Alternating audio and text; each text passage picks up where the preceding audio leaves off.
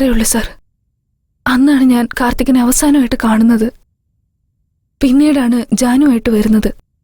Dance പഠിക്കണമെന്ന് പറഞ്ഞപ്പോൾ എനിക്ക് സന്തോഷമായി. കാർത്തിക് ഒരുപാട് മാറിയിട്ടുണ്ട്. അതുകൊണ്ടാ വൈഫിന് എന്നെ പരിചയപ്പെടുത്തി കൊടുത്തതെന്ന് ഞാൻ വിചാരിച്ചു. പക്ഷെ അങ്ങനെയല്ല സർ. ജാനുവിന്റെ നിർബന്ധം കൊണ്ടാണ് അവരെങ്ങോട്ട് വന്നതെന്ന് എനിക്ക് മനസ്സിലായി. അവള് വന്നതുപോലും സംശയത്തോടെയാണ്. എന്നെയും കാർത്തികിനെയും സംശയിച്ചു. കാർത്തിക് ഒരിക്കലും റെസ്പോൺസിബിൾ അല്ലായിരുന്നു. അവള് പ്രഗ്നന്റ് ആണെന്ന് പറഞ്ഞിട്ട് പോലും അയാളത് കാര്യമായിട്ട് എടുത്തില്ല. അത് ശരിയല്ലെന്ന് പറയാനായിട്ട് ഞാൻ ഒരിക്കൽ കാർത്തികിന്റെ ഓഫീസിലേക്ക് പോയി.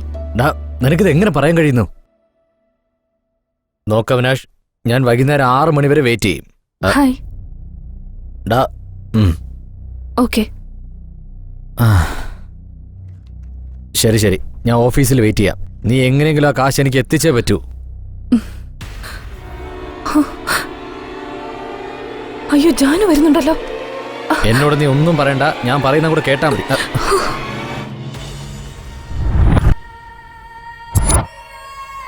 ആ ഒരു സംഭവം കാരണം ഇങ്ങനെയൊക്കെ നടക്കുമെന്ന് ഞാൻ ഒരിക്കലും കരുതിയില്ല സർ.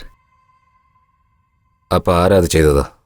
അറിയില്ല സർ, എനിക്കൊന്നും തന്നെ അറിയില്ല. Okay, take rest. വീണ്ടും കാണാം. Okay sir. നീ എന്തിനാ കരയുന്നത്? പാവല്ലേ സർ, ഈ പെണ്ണുങ്ങൾക്ക് കണ്ണീരും കഷ്ടപ്പാടും. കഷ്ടപ്പെടുന്നത് അവരാണ്, കഷ്ടപ്പെടുത്തുന്നത് അവരാണ്. ഇതിനിടയിൽ കിടന്ന് അനുഭവിക്കുന്ന ആണുങ്ങളും. അപ്പോ കാർത്തിക് നല്ലവനാണെന്നാണ് പറയുന്നേ? നല്ലവനാണെന്ന് ഞാൻ പറയില്ല പാർവതി. അവന് കാശിനോട് വലിയ ആർത്തിയാ. പെണ്ണാണെങ്കിൽ അവൻ അതും ചെയ്യും ഇതും ചെയ്യും. എന്ന് വെച്ചാൽ? കോൺസ്റ്റബിൾ, ഒരു ചായ പറയൂ. ഇതൊരു ട്യൂബ് ലൈറ്റ് ആണല്ലോ.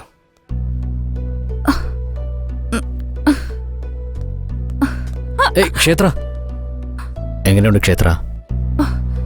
ഇതെങ്ങനെയാ നടന്നത്? എങ്ങനെയാന്ന് ചോദിച്ചാ നീ കാരണോ? മര്യാദയ്ക്ക് അന്നേ എന്നെ കല്യാണം കഴിച്ചിരുന്നെങ്കിൽ ഇങ്ങനെയൊന്നും ഉണ്ടാവില്ലായിരുന്നു. ഞാൻ വേണമെന്ന് വെച്ച് ചെയ്തതല്ല ക്ഷേത്ര. ആ അപ്പോയിന്റ്മെന്റ് ഒക്കെ നാളെ ഷെഡ്യൂൾ ചെയ്യണം കേട്ടോ. എന്നാടാ കല്യാണം?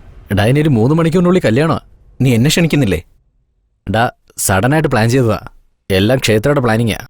നിങ്ങൾ അത്രയ്ക്കും പ്രേമത്തിലാണോ? എന്താ നീ അങ്ങനെ ചോദിച്ചേ? വേറെന്ത് പറയാൻ? ഞാൻ സ്നേഹിച്ചവളെ നിനക്ക് പരിചയപ്പെടുത്തിയപ്പോ അവള് സെറ്റിലാവൂന്ന് കരുതി. നീ അവളെ സെറ്റാക്കി എടുത്തു അല്ലേ?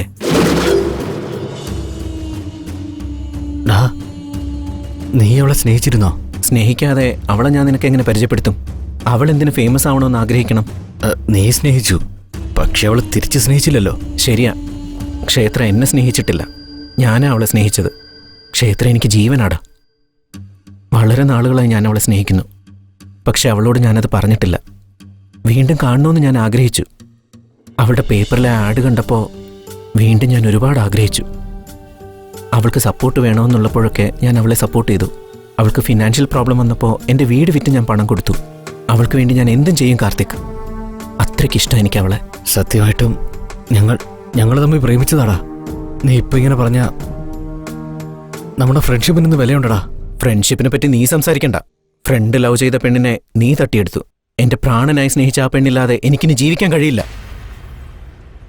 നീ ആരെ പേടിപ്പിക്കുന്നേ? പോടാ, പോ. പോകാം, ഞാൻ പോകാം. ഇതുവരെ ഞാൻ എൻ്റെ ക്ഷേത്രയ്ക്ക് വേണ്ടി എല്ലാം വിട്ടു കളഞ്ഞിട്ടുണ്ട്. ഇപ്പൊ ഞാൻ എൻ്റെ ക്ഷേത്രയ്ക്ക് വേണ്ടി എൻ്റെ ജീവൻ ഉപേക്ഷിക്കാൻ പോവാം. രോഹിത്, നിനക്കെന്താ ഭ്രാന്ത് പിടിച്ചോ? തൊട്ടുപോകരുത്. നിനക്ക് വേണ്ടി ആ ക്ഷേത്ര കാത്തിരിക്കുന്നുണ്ട്. നീ പോയി കല്യാണം കഴിക്ക്.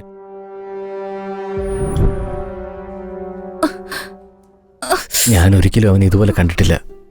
നിനക്ക് വേണ്ടി പ്രാണം വെടിയാൻ വരെ അവൻ തയ്യാറായി. എനിക്കെന്തോ എന്നെക്കാളും അവൻ നിന്നെ നന്നായി നോക്കുമെന്ന് എനിക്ക് മനസ്സിലായി. എന്നിരുന്നാലും പ്രേമിച്ചവർക്ക് എന്താ വേണ്ടേ? അവൻ പ്രേമിച്ച പെണ്ണ് നന്നായിരുന്നാൽ മതി എന്ന് എനിക്ക് തോന്നി. പ്രേമിച്ചെന്നോ? എങ്ങനെ?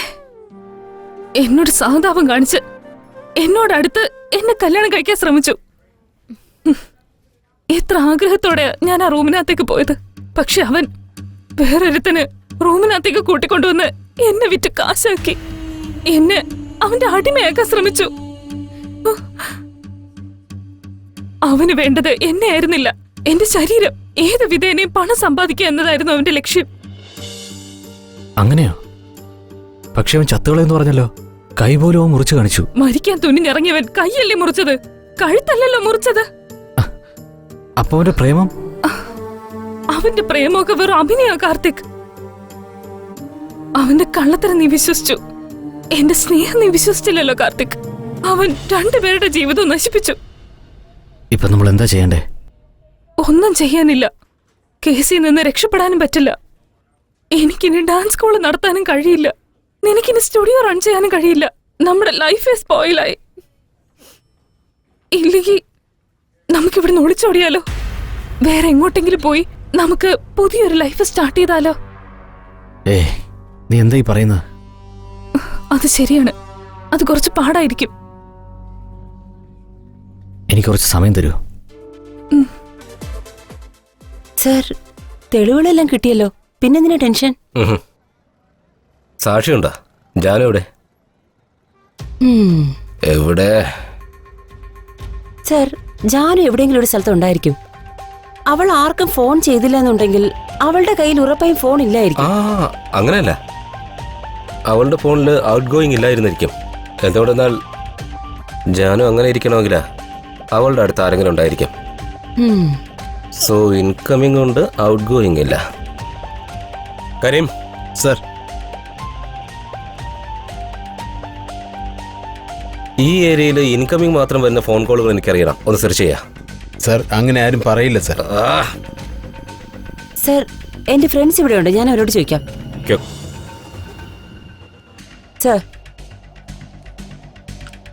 ഈ നമ്പറിലേക്ക് ഇൻകമിംഗ് ഉണ്ട്, എന്നാൽ ഒരു കോൾ പോലും ഔട്ട് ഗോയിങ് പോയിട്ടില്ല. അങ്ങനെയോ?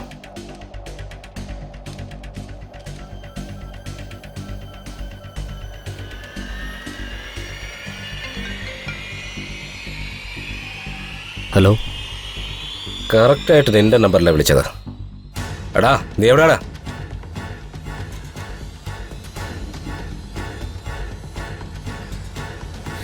ഞാൻ റെഡി.